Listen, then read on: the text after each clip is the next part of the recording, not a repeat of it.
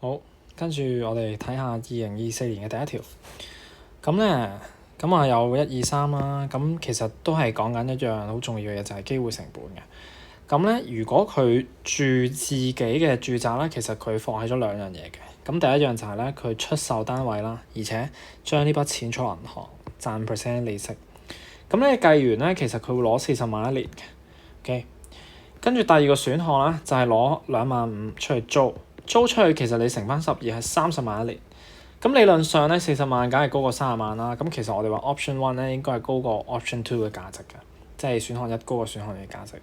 咁呢個時候其實佢住自己嘅住宅所放棄最高價值嗰樣嘢咧，機會成本其實即係佢第一個選項，即係出售單位收利息。OK， 咁只要呢個背景先可以做到1、2、3嘅。咁一其實就會影響佢咩咧？影響咗佢嘅單位價值嘅嗰個value 啦。咁其實令 option one 嘅 value 高咗嘅。OK， 咁其實就會受到影響嘅。咁一就唔啱嘅。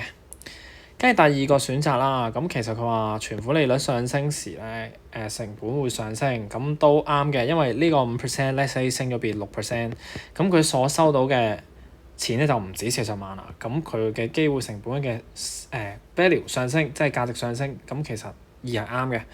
第三，租值上升，佢住自己嘅單位嘅機會成本可能會上升，咁呢個可能都用得啱嘅，因為點解咧？